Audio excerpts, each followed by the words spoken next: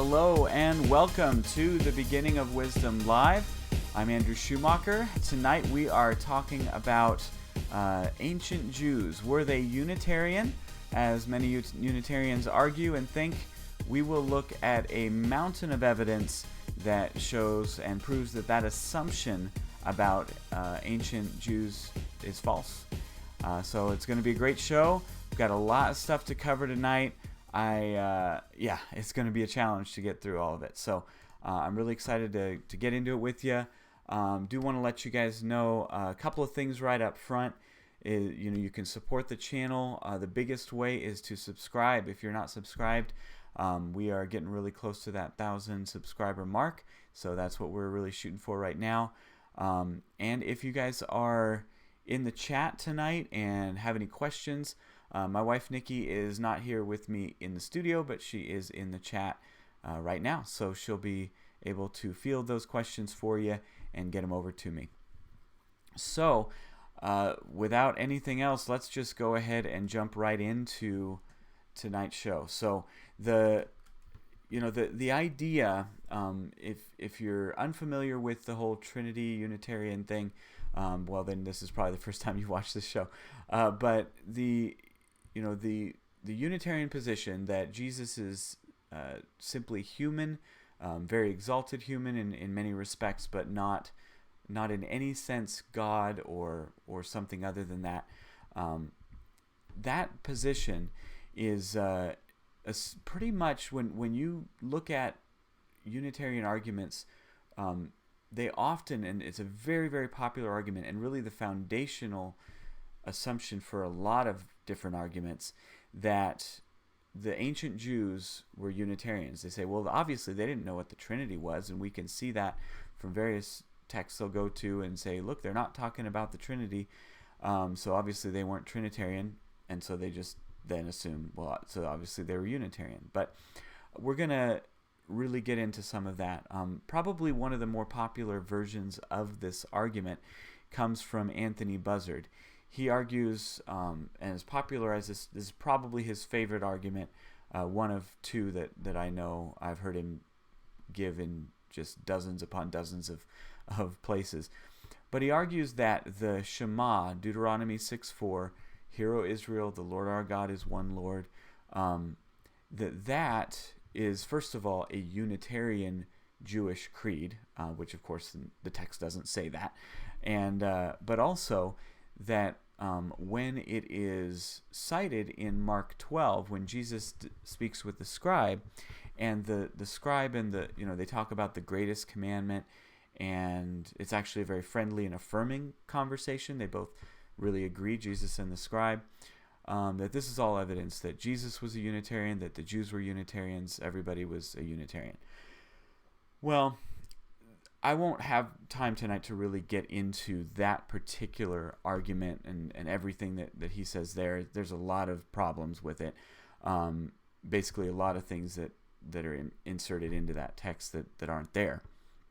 But what I am going to do is really expose the fact that argument depends on an assumption. It depends on the idea that the Jewish scribe that Jesus is talking to is Unitarian. And what I mean by Unitarian here, it's not like the Unitarians we're talking about that are around today who believe Jesus is the Messiah and all of that. But just the idea that they believe God is one person and only one person, and there's no sense in which God is, personally complex in any way. And so that's what I mean by, and what I believe Anthony Buzzard means when he says that the Jewish scribe Jesus is talking to was a Unitarian, and that the Shema is a Unitarian creed. So we're going to show that this is really a false assumption. Now, the idea that the Jews were Unitarian is also a big motivator among Hebrew roots people who that's a big divide in the Hebrew roots movement.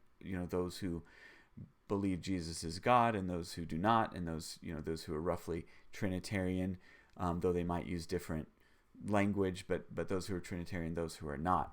A big, this whole idea that we think the Jews were Unitarian, or that they only believe God is one person, that's so they want to kind of get back to those roots, and so they think the Trinity is pagan and all of that. Obviously, it motivates the biblical Unitarian movement. It also motivates oneness theology, because oneness theology really is a Unitarian belief as well. It's the idea that Jesus is God, but that he is the same person as the Father. There's only one person to God, and so therefore, it's Unitarian in that sense. So, what's interesting to me in this whole discussion is that it is very rare to find ancient sources actually cited. It's pretty much just assumed that you've got the ancient Jews. They obviously didn't believe in the Trinity, and so they kind of go from there. But and that doesn't, the fact that they don't cite sources doesn't prove their view didn't exist. I think it actually did. I think there were Jews who were Unitarian in their theology about God. I don't have an issue with believing that they existed. But the lack of citation just shows really that they're assuming that all the ancient Jews believed the same thing and that they were all, essentially Unitarian in their theology. So what I'm going to show is that is demonstrably false. It is, all you have to do is open the Bible and open up some of the things that were written by Jews at the time of Jesus, and you'll see that idea just isn't, it doesn't fit with what's going on in the first century. So, and prior to that. So the first thing we're going to do is we're going to look at some biblical data, and then we're going to look at some extra biblical data from that time. So I'm going to blast through just a few things. I probably have too much here, but I'm going to try to get through it. That just shows this sort of plurality going on, and it's a plurality that's multifaceted. It isn't just expressed in one verse in one way. It's expressed in multiple ways. The first one is one that we've actually talked about on Trinity Corner, as we've done our biblical theology of the Trinity, and that's Genesis 19, 24 through 25. And it says, Yahweh rained down from heaven upon Sodom and Gomorrah brimstone and fire from Yahweh. So there's Yahweh raining down fire from Yahweh, and it's saying the name twice, and it seems like the second Yahweh might be a second person there. And we talked about this in a previous episode. You go back, I think a couple of weeks, or 3 weeks maybe from today's show, you should see that, and we get into a lot more detail there. But just to reiterate, for the purpose of this show, the plurality there is all over the place in Genesis 18 and 19. And then when that event is referenced later in the prophets, you see that plurality brought up again. So, for example, Isaiah 13, 17 through 19 says, Look, I am stirring the Medes up against them. So this is God talking. Who will not value silver and do not delight in gold, and their bows will shatter young men, and they will not show mercy on the fruit of the womb. Their eyes will not look compassionately on children, and Babylon, the glory of kingdoms, the splendor of the Chaldeans' pride, will be like when God overthrew Sodom and Gomorrah. So God's speaking and talks about God in the third person overthrowing Sodom and Gomorrah. And we see this again in Jeremiah 50, verse 40. It says, As when God overthrew Sodom and Gomorrah and their neighbors, declares Yahweh, no one will live there, and the son of humankind will not dwell as an alien in her. So Yahweh declares this, that as when God overthrew Sodom and Gomorrah, so speaking of God in the third person. And then the third one here is Amos 4:11, which is interesting because it isn't just speaking God in the third person, it's also using the first person in the same sentence. So it's not just, sometimes there's the argument, oh yeah, well God, there's definitely passages where God is talking and then it says declares Yahweh, and it looks like Yahweh is the one talking, and he kind of says that, but we just say, we chalk it up to, he can speak in the third person, that's fine. Well, in Amos 4:11 it says, I overthrew some of you as God overthrew Sodom and Gomorrah. you were as a stick snatched from the fire, and yet you did not return to me, is the declaration of Yahweh. So Yahweh speaks, and he says, I overthrew you as God overthrew Sodom and Gomorrah. So Yahweh is comparing what he does, what I do, in the first person, with what God did, overthrowing Sodom and Gomorrah. So it's really just on the surface there that there's this plurality going on. So this is general plurality we see. Another example we see is the Angel of Yahweh, which we'll just hit a couple of passages here, but that deserves its whole study on its own. But first one here is going to be in Judges 13, and it says, and Manoah said to the angel of Yahweh. So this Judges 13, starting in verse 15, says, and Manoah said to the angel of Yahweh, please stay, and let us prepare a young goat for you. The angel of Yahweh said to Manoah, if you keep me, I will not eat your food, but if you prepare a burnt offering for Yahweh, you can offer it. So here, the angel of Yahweh speaks of Yahweh here in the third person. For Manoah did not know that he was the angel of Yahweh. And Manoah said to the angel of Yahweh, what is your name, so that when your words come true, we may honor you? And the angel of Yahweh said to him, why do you ask my name? It is too wonderful. So it's very interesting. If this angel is just an angel, just some angel, what is so wonderful about his name? That's usually something, again, that is spoken of God, that you talk about his name and being wonderful. And Manoah took the young goat and the grain offering. He offered it to Yahweh on the rock. So interesting, he offered it to Yahweh, though the only one he's spoken to this whole time has been the angel of Yahweh. It says, to the one who performs miracles. And Manoah said to his wife, and Manoah and his wife were watching. And when the flame went up toward the heaven from the altar, the angel of Yahweh went up in the flame of the altar to heaven, while Manoah and his wife were watching. And they fell on their faces to the ground. The angel of Yahweh did not appear again to Manoah and his wife.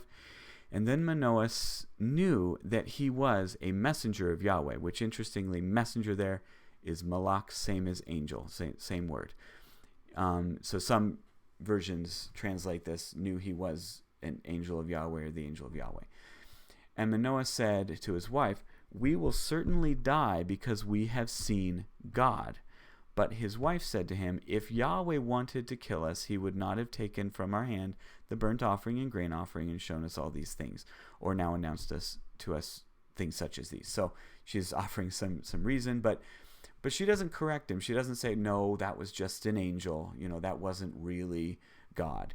But for him, it's interchangeable. It's the angel of Yahweh appears, and it says, oh my gosh, we've seen God. Then in Judges 6, so this is actually earlier in Judges, we have a very famous passage from Gideon and his call. And it says, so this Judges 6, starting in verse 11.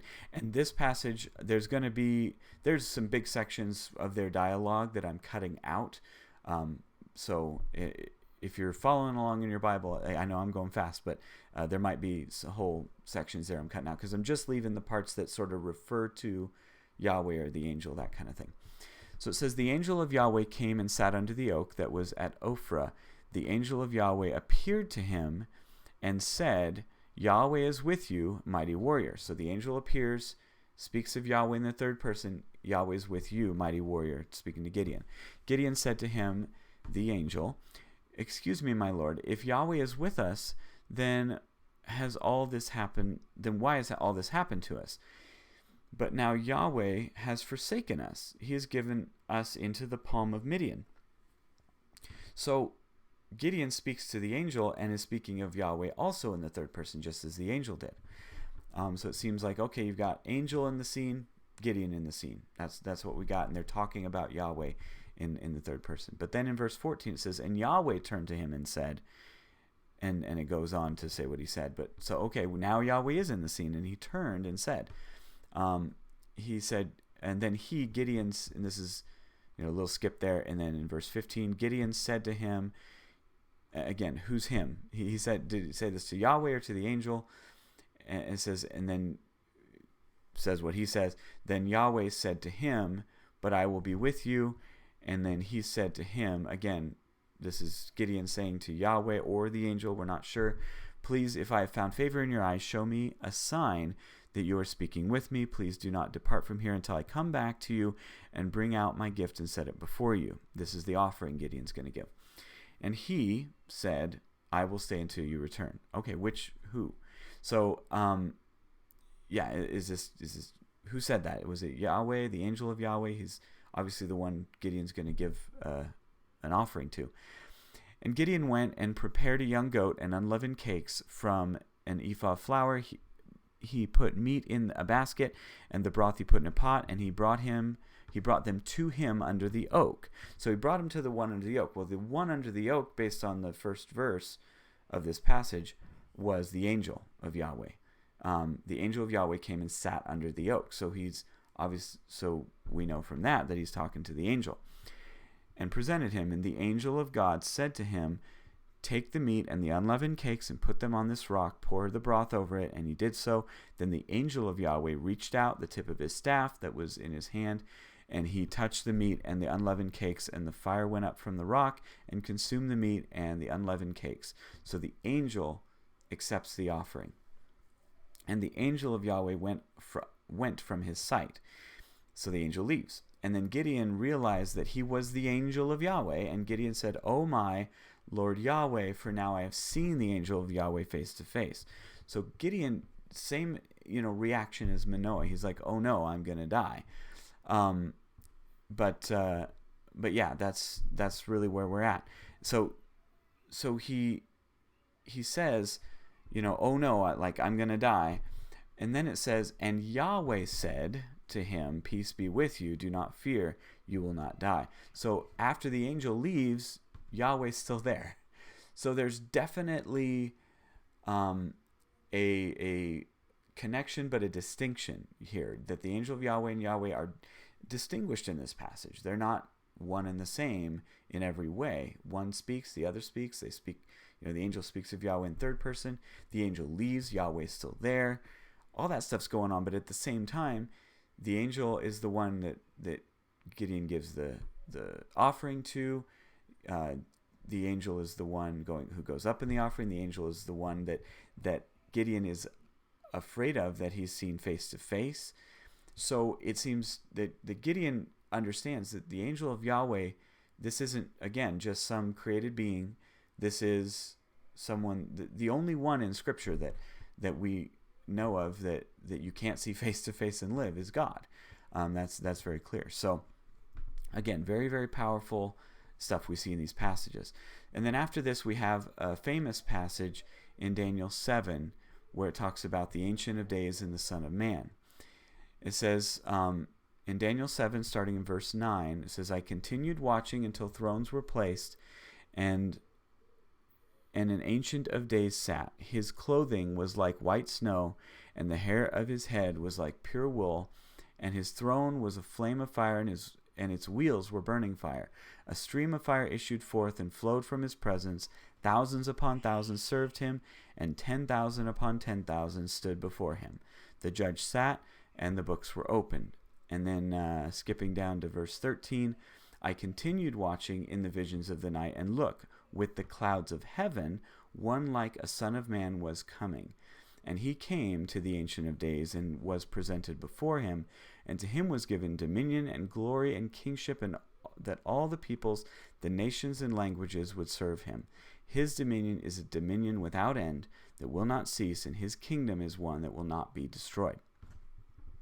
So the reason this passage is so powerful, and we sometimes miss it, a lot of Christians don't understand, again, what's going on in the whole Old Testament, and that is that there are certain titles, there are certain ways that God is referred to that are really unique to God, and one of those is this concept of the cloud rider. And it isn't a specific phrase every time. It says, that Yahweh rides the clouds, or rides through the heavens, or makes the clouds his chariot, different terms like that. And there are 5 times before Daniel. And Daniel's a late book in the Old Testament, so by the time Daniel's written, a lot of the people reading this would already be familiar with the Old Testament. and they would also be familiar with their neighbors that that the concept of the cloud rider also comes up in Baal worship and in their neighbors, their gods and things like that. And what you see is that in the texts for the Canaanites that worship Baal, Baal is the sole cloud rider in those texts. And it's pretty clear to most scholars that the reason cloud rider appears in the Old Testament is that you have it's a polemic, it's an argument against Baal worship, and it says no, Baal is not the one who really rides the clouds. Yahweh is the one who really rides the clouds. This is a title of deity in the Hebrew Bible. It's an unambiguous title of deity. The problem is, here we have a passage that talks about, that not only do you have, so you have a title of deity, cloud rider, but you also have other titles of deity, thrones, ancient of days, thousands serving him. You have all this stuff that goes with the Ancient of Days being God, and you have other stuff that goes with the Son of Man being God. So not only do you have two, but one of them is also described as Son of Man, which really is just, it's a Hebrew idiom for human one. Son of is just kind of like what kind of thing you are. So Son of Man is just a human person, a human being, came riding the clouds. And that's a powerful statement. Like, what the heck is going on here? This human being doing what only a God does, and that's pretty crazy. So this is right at the end of, near the end of the Old Testament. And so then what you have is a lot of Second Temple Jewish writings. So what is Second Temple writings? The Second Temple was built, we have the beginnings of it, talked about in Ezra, Nehemiah, right at the end of the Old Testament, and then it gets built, and it's there at the time of Jesus, and then it gets destroyed in AD 70. Well, stuff that was written during that time is called Second Temple Jewish literature, that kind of thing. So we've got a lot of stuff, and it's roughly, that intertestamental period, though it overlaps a little bit. The ancient Israelites also read their Bible. So this is the thing that's important to realize. The stuff that I've shared so far, and it's just a drop in the bucket compared to what's there, that stuff was familiar to the ancient Israelites too. They weren't, they read it, they pored over it, they thought about it, and so that's what we're looking at. And so, and the other thing that's kind of crazy is that after they wrote, had their hand in writing the Old Testament, they continued to write stuff.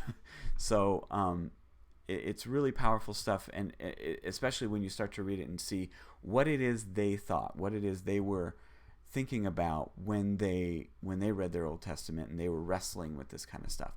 So one common way that this was expressed was through speculation. They wondered, well, who is this second Yahweh figure? Who is this angel of Yahweh, word of Yahweh? There's a lot of, the face of Yahweh, the name of Yahweh, all of these things.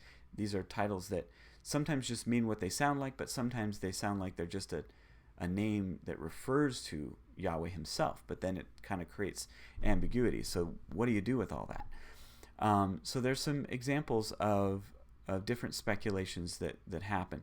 So the first one I'm going to show you is it's Ezekiel the Tragedian, and I think this is verse 68 and on. It says, "On Sinai's peak, I, Moses, saw what seemed a throne, so great in size it touched the clouds of heaven. I made approach and stood before the throne. He handed over the scepter, and he bade me mount the throne, and gave me the crown. Then he himself withdrew from off the throne. I gazed upon the whole earth round about, things under it, and high above the skies. And then at my feet the multitude of stars fell down, and their number I their number reckoned up." So here we have Moses talking about being, ascending the throne of God, and of course this is coming from a Jewish writer he's trying to make sense of it. So one of the theories was, and there's a lot of examples like this where it's different figures from the Bible, maybe Jacob, maybe Enoch, maybe Moses, they Adam, they say similar things like this, where they're trying to figure out, is it a person, but a human person that is this second Yahweh figure. Another example that they did was looking for angels to be, maybe there was a special angel. And one example we have in the Apocalypse of Abraham, in chapter 10, we have this one, and it talks about Yahoel, as you see on that first line. Yahoel is it's a combination. It's not an angel that's in the Bible, but it's a combination of Yah, God's name, and El, another name for God, the Elohim, where we get that word. So it says, I heard the voice of the Holy One speaking, Go, Yahuel, and by means of my ineffable name, raise me yonder man. And the angel came, whom he had sent up to me in the likeness of a man, and grasped me by my right hand, and he set me up on my feet, and said to me, I have been sent to thee, to strengthen thee and bless thee in the name of God, who loved thee, the creator of the celestial and the terrestrial. Be fearless and hasten to him.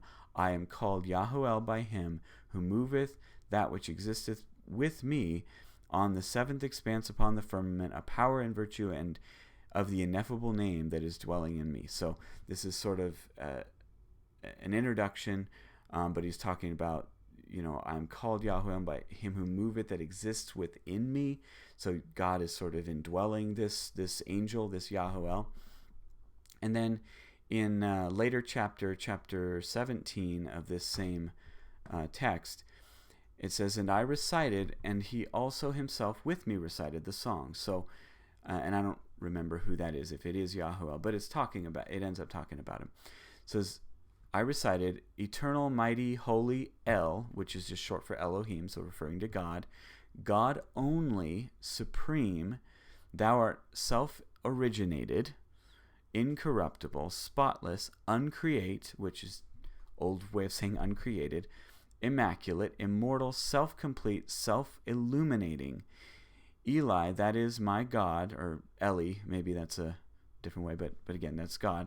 Eternal, mighty, holy, Sabaoth, very glorious, El, Yahoel. Thou art he whom my soul hath loved. So he's referring to God, but then he also calls him Yahuel.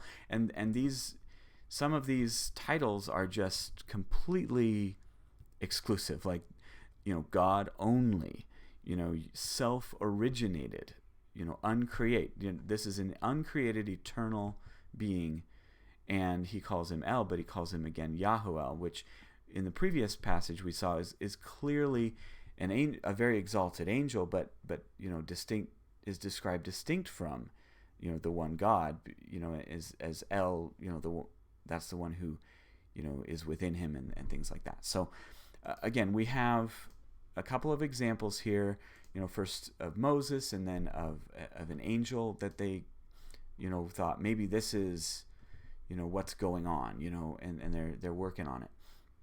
So another example, other than speculations, is we have the whole idea of the word of Yahweh. So when we talked about this as well in a previous episode about the word of Yahweh and how it's a title that seems to be just referring to Yahweh himself a lot. And if you want to look at the specific scriptures on that, I'd direct you to Genesis 15, 1 Samuel 3, and Jeremiah 1 as sort of the main, most obvious ones. And there's facts. The fact is that the word of Yahweh is described in all these passages as doing things that aren't just speaking or that kind of thing. So there's a lot in there. I can't really get into all those texts. I want to focus here on how the Jews of the first century dealt with these texts and first century BC as well. So what I'm going to look at is something called Targums. So Targums are Aramaic translations of the Old Testament, and what they do, and they translate other things too, but if you think about it, it's pretty well known and pretty well believed by most scholars that the language of the Jewish community in Jerusalem at the time of Jesus was most likely Aramaic. That sort of the street, conversation among Jewish people would have been Aramaic. The language of the day, broadly speaking, was Greek, but in that area would have been Aramaic. And there's a little bit of Aramaic we find in toward the end of the Old Testament. We actually find it in Daniel. There's a few Aramaic phrases and things that we see scattered throughout the New Testament, and we see them translated, and that kind of thing.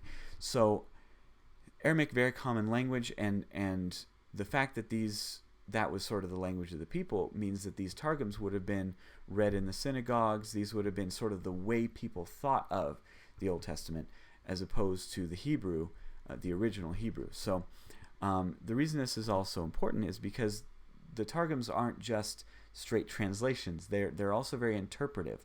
They will add things in. Some of the Targums are pretty wild. They'll come up with whole stories that aren't anywhere in the Old Testament. But so it's not that these are reliable sources of information about what the original said, but they're reliable sources about what it is that the people thought at that time. So I'm going to bring those up, and we're going to look at a few. So this is, again, just scratching the surface of some of the Targums. So what they would do often is they would take references to Yahweh, and they would somehow put the word of the Lord in there. So they might just replace God, the Lord, with the word of the Lord, or they might add it, and we'll see a couple examples here. So, and this is, I apologize, the text is small, I had to fit a lot on here, but the first one is, and did I get it? Oh no, I didn't. Oh no, this is the wrong one. There we go. That's a later one. We'll go over that text from Enoch. Okay, so Genesis 1:27 says, the Hebrew says God created man. It says God created man in his own image. What is the Aramaic Targum said? The word of the Lord created man. Genesis 9:12, the Hebrew says, and God said, this is the sign that I set for the covenant between me and you. The Targum says, and the Lord said, this is the sign that I set for the covenant between my word and you. So here he's kind of speaking of himself, but now he's speaking of my word as sort of someone else or something else and you. Then Genesis 28:20 and 21 says, and this is Jacob talking, it says, if God will be with me, and I cut some stuff out, it says, then the Lord will be my God. Then Yahweh will be my God. The Targum says, if the word of the Lord will be with me, then the word of the Lord will be my God. Very interesting. And then Exodus 25:22, and I will meet you there. And then in the Targum it says, and I will appoint my word for you there. Numbers 14:35, I, the Lord, have spoken. And the Aramaic Targum, I, the Lord, decreed through my word. So instead of I've spoken, I decreed through my word. So they got that word in there again. So this happens tons and tons and tons of times. So one thing that's interesting now, what we can see pretty clearly is that they saw, just as we saw in those other texts, they saw the word of the Lord often as just a title for God himself. It's just a different way of referring to God, and we're going to stick it in there because we think that makes sense. Or, sometimes it'll be, by my word I will do this, that kind of a thing. I think it's really interesting, especially when you look the one Genesis 28, when Jacob says, if the word of the Lord will be with me, then the word of the Lord will be my God. That is a really strange thing to say if you really are just talking about the words, the speech of God will be my God. Well, that doesn't have any kind of corollary in Scripture. But the idea that the word of the Lord is just a way of referring to the Lord is huge, and it's evident here. Now, there are some Unitarians I've heard from both John Schoenheit and Dr. Dustin Smith. Both of them are part of Spirit and Truth International. They help run the biblicalunitarian.com website. They have said and argued that, they've even brought up the Targums when they're trying to argue that the word, we're talking about John 1 and all that it's personification, it's all personification, and what that you have the word of God is the words, the actual speech. That's what really is there. But the Bible will personify them sometimes, and so they'll go to the Targum and say, look, they say the word of the Lord, but as if it's really God doing these things.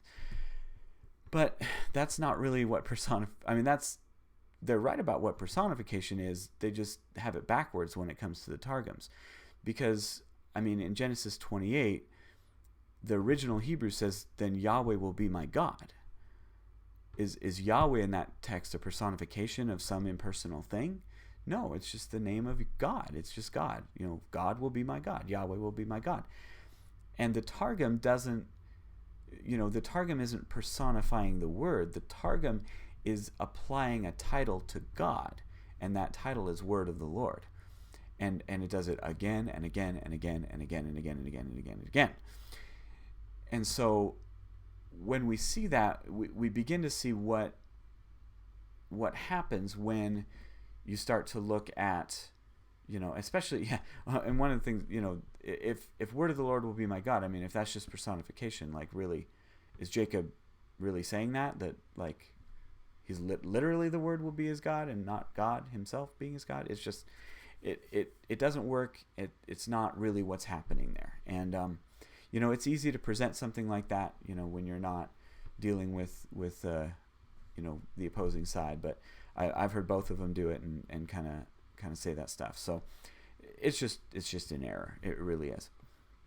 So I do have one final Second Temple citation. This one's a little different, and it kind of comes back to what's going on in Daniel. So this is from 1 Enoch 48, or what some people just call Enoch. And this is that passage I had up there that's really tiny text. Okay, so this is again a little bit, there's some ellipses, there's some stuff cut out here for brevity, but just listen to this. This is written before the time of Christ, and what this writer says. It says, and at that hour that Son of Man was named in the presence of the Lord of spirits, and his name the Ancient of Days. So we have obvious reference to Daniel 7 here. Son of Man, Ancient of Days, both there again. It says, yea, before the sun and the signs were created, before the stars of the heaven were made, his name was named before the Lord of spirits. He shall be a staff to the righteous, whereupon to stay themselves and not fall, and he shall be the light of the Gentiles.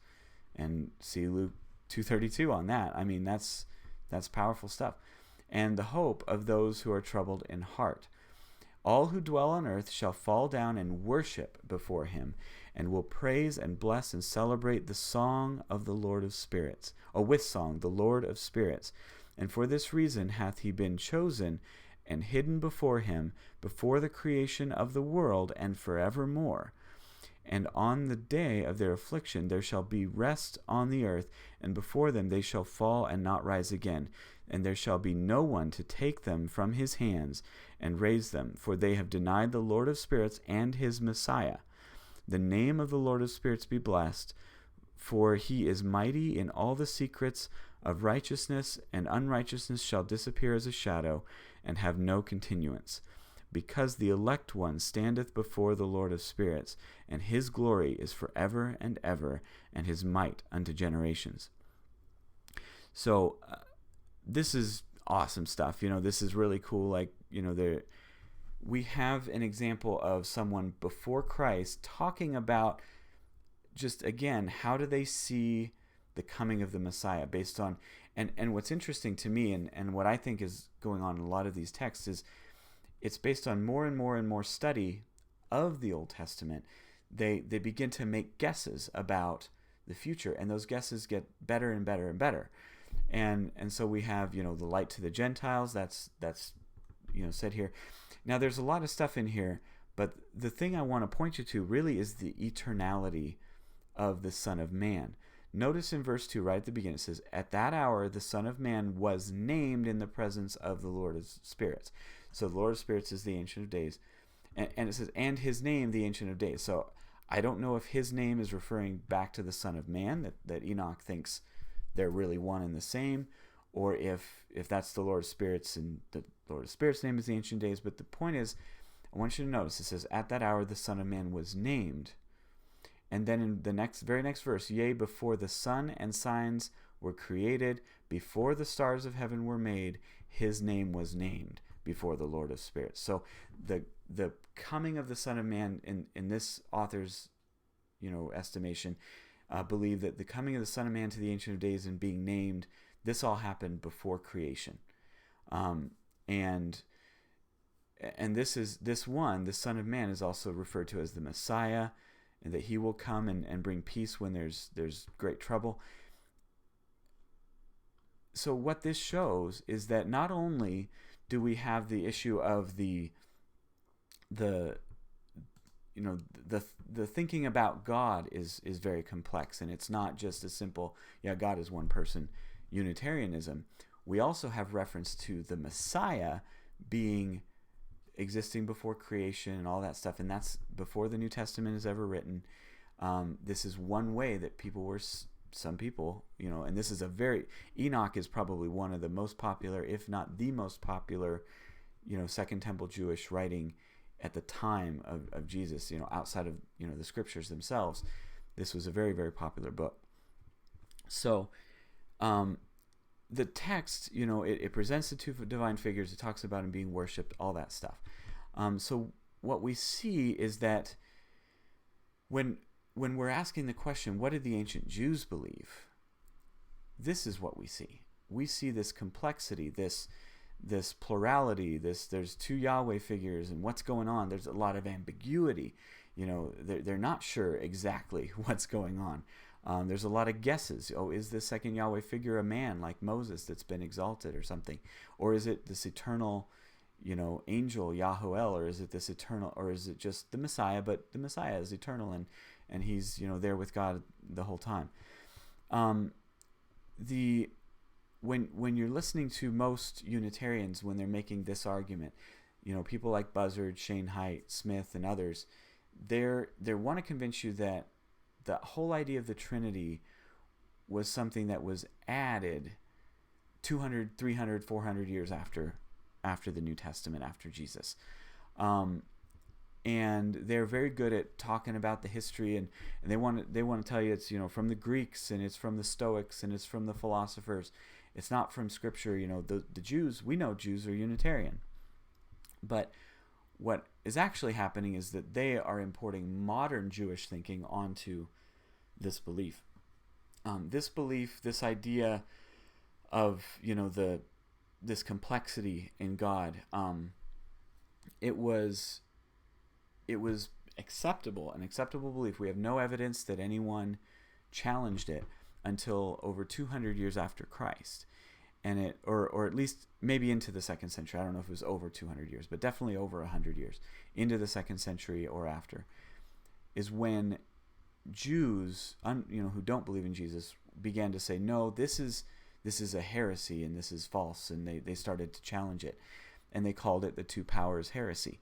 And so that's kind of where we get the name today, where scholars talk about two powers theology.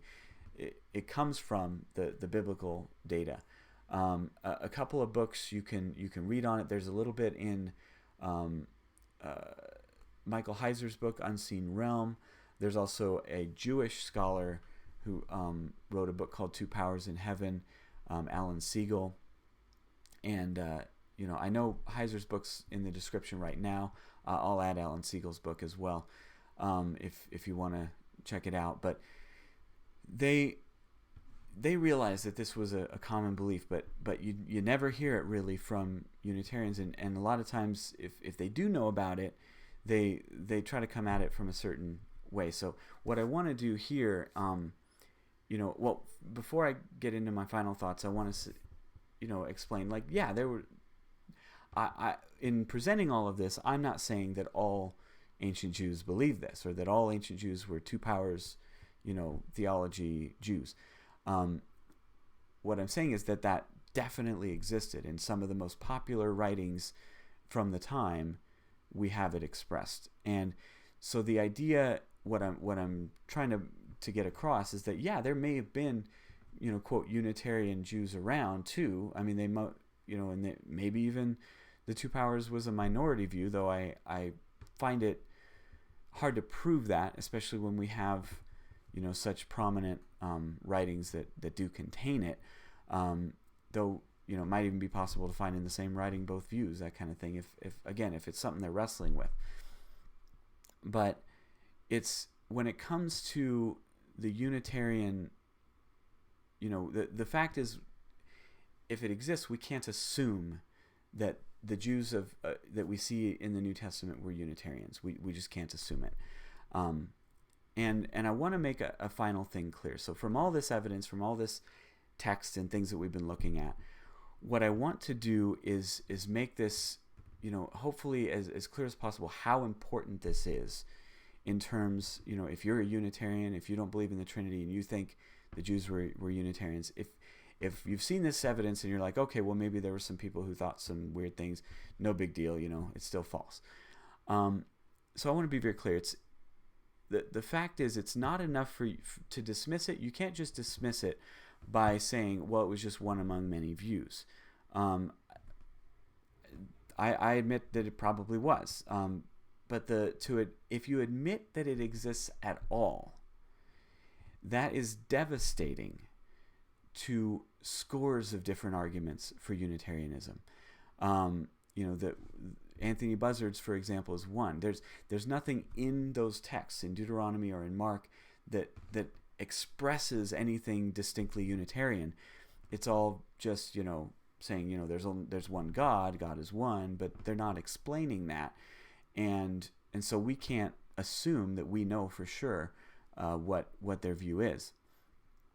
And the fact is, you can't counter argument, and say, oh, look, I also have texts that show that Jews were, some Jews were really Unitarian. They talked about and rejected this whole two powers stuff. And that's great if you can show that. I haven't seen that, but I actually expect it's out there somewhere. The fact is, the Trinitarian doesn't have to argue that no one was Unitarian in the first century. The Trinitarian just needs to show the existence of a more complex view in order to show that you can't assume any Jew in the New Testament was Unitarian. And that's what we've done tonight. We've shown that it definitely existed.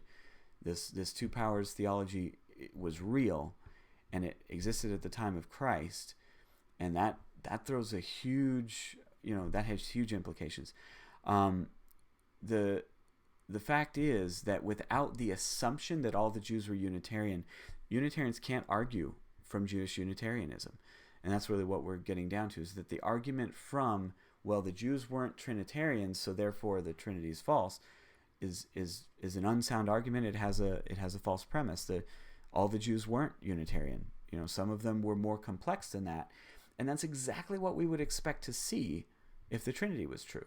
We would expect to see that the hints at it in the Old Testament would be developed in the intertestamental period to where we would have this somewhat ambiguous but complex view of God that then gets more fleshed out. They can, if the Unitarian tries to argue, well, the three in one God, all this stuff is pagan, it was added later. Well, no, I mean, it's really just a natural development of Unitarian two powers thought. And there's even a few texts, that even hint at that there's more than just the two. But the two is very, very clear.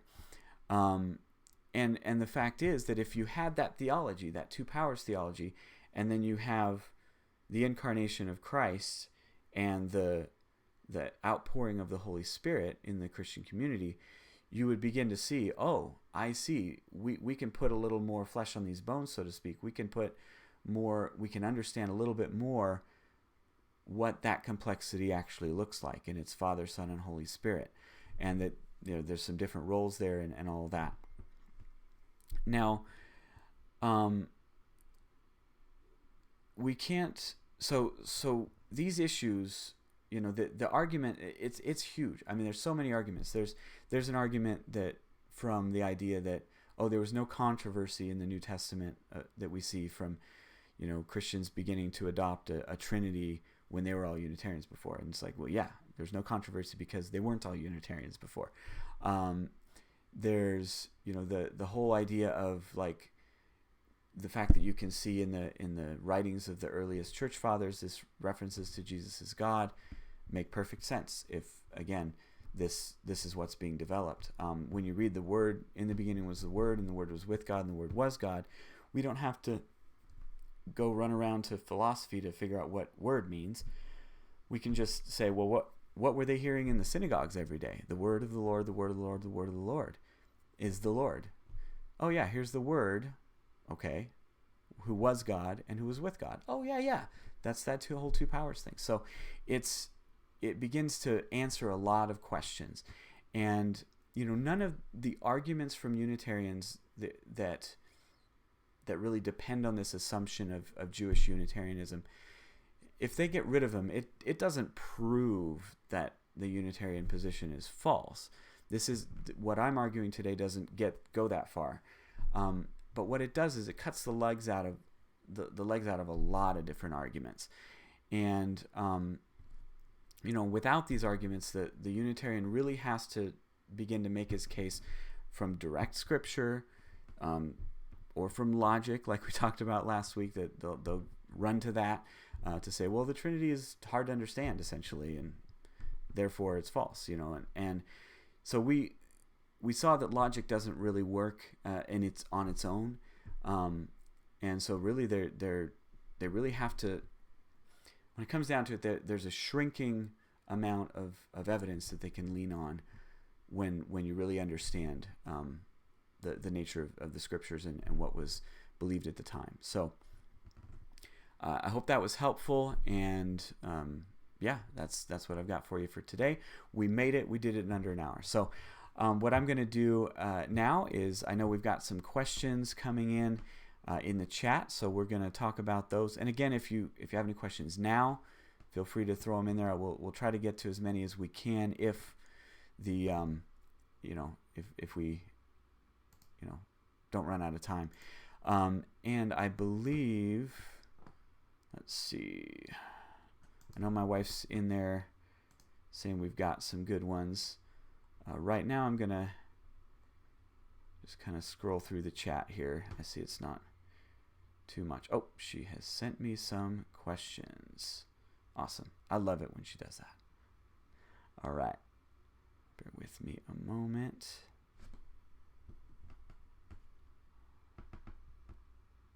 Okay. Okay. So let me pull that up. Questions. Okay, perfect. I've got some questions here. So, and so it says, Jay Mundell asks, would you describe first century Jews as confused, qualified monotheists? They believe in one creator, but the ambiguity of the text you point out would have qualified and confused their view. I wouldn't say they were confused. I would say, or even qualified, that I wouldn't use that language, and here's why. This will sound interesting to some people. So monotheist monotheism isn't a biblical word. So I think that when we define it, we have to be very careful about what we mean. So they were monotheists in the sense that they believe there's just one Yahweh. Yahweh is unique. There's nothing else in existence like Yahweh. Yahweh created everything, and that's Yahweh. However, they would the ambiguity they see from their texts would lead them to believe that there's some sort of differentiation going on. A lot of scholars describe it, and you kind of see evidence of this, is that there's a Yahweh who is transcendent in heaven, is how the scripture would describe him, Yahweh in heaven, and then there's the Yahweh who we see, the visible form.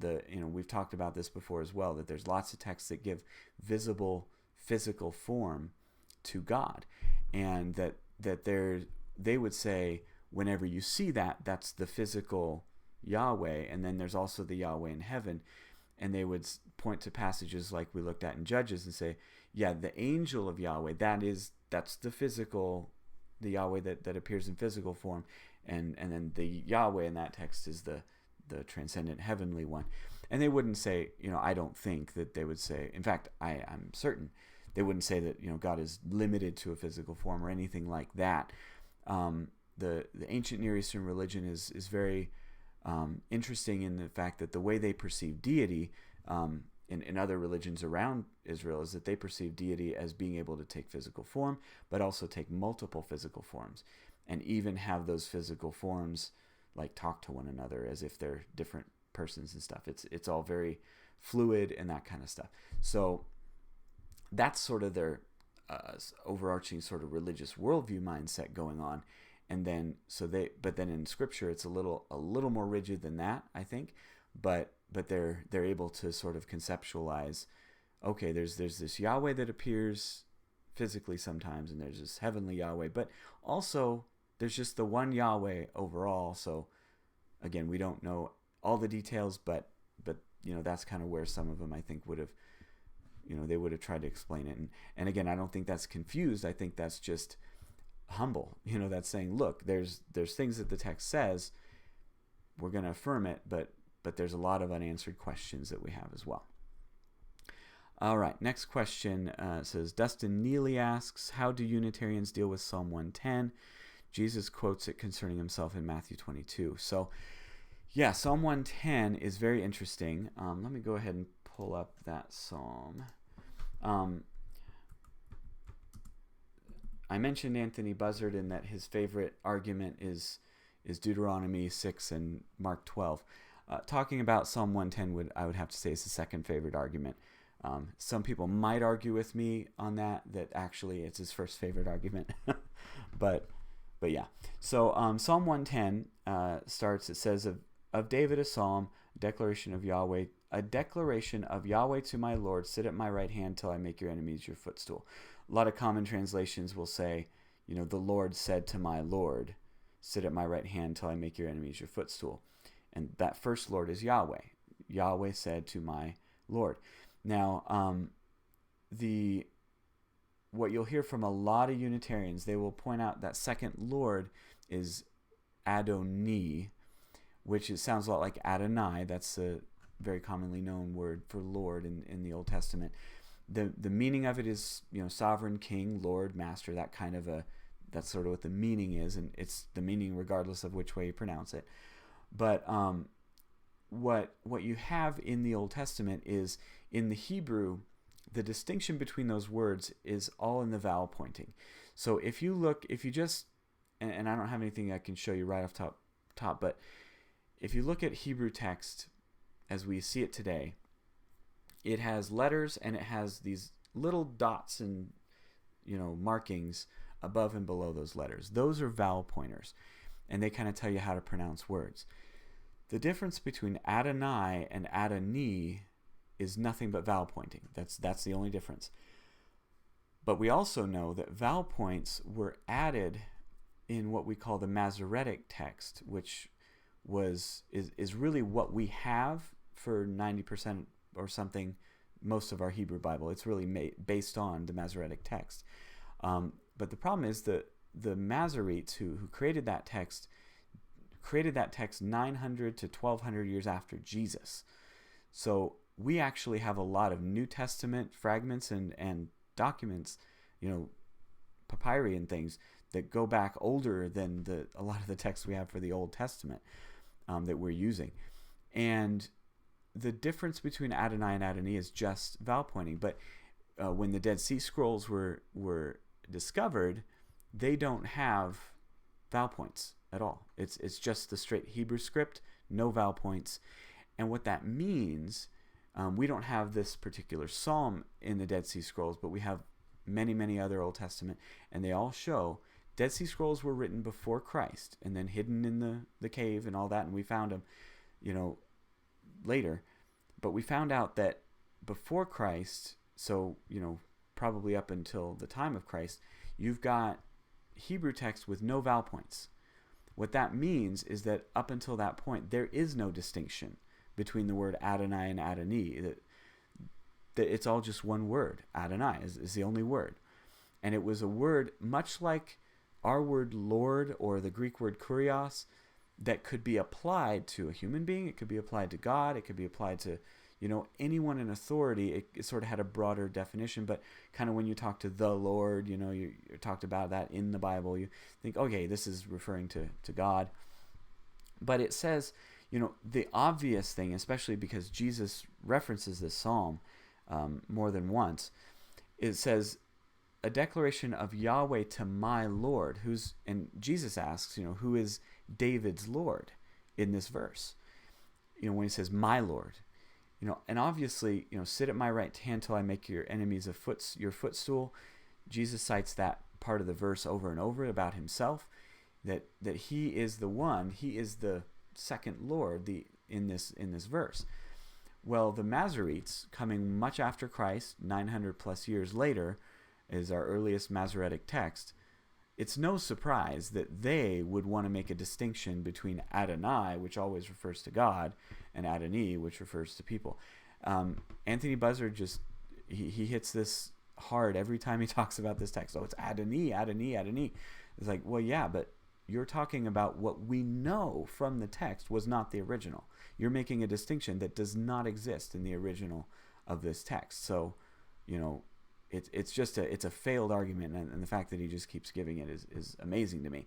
But it's clear. I think when Jesus says, Yahweh said to my Lord, sit at my right hand till I make your enemies your footstool, the Jewish understanding is that the Son, which Jesus is known as the Son of David, and he comes from the line of David, the Son is not greater than his Father, and yet he calls the Messiah, and I believe that the people believe the Messiah to be who is referred to here, that David calls the Messiah my Lord, and that Jesus is saying, how is it that I, the Messiah, can be David's Lord, or that the Son, Son of Man, or I don't know how he says it in Matthew, as you mentioned, but how is it that he calls that person his Lord when that's his son?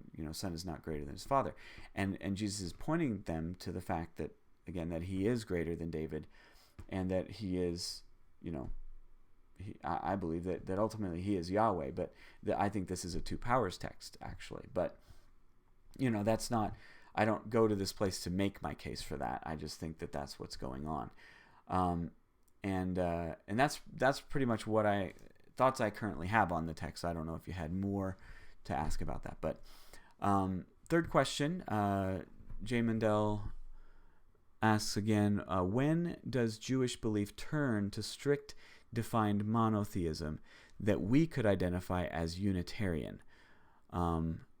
Vlad said turn of the century AD in the chat. Yeah, so I think that's the conclusion that Alan Siegel comes to, is that he sees that it's around that time, around the turn of the second century, maybe so a little over 100 years, AD, is when we start to see the Jewish people begin to condemn the two powers ideas as heretical, and really I think the reason for that, and I think a lot of scholars think the reason for that, is because of Jesus, because this two powers theology fits so hand in glove with Christian theology, with Trinitarian thought, all of it, with the deity of Christ, that it was just so obvious to so many people.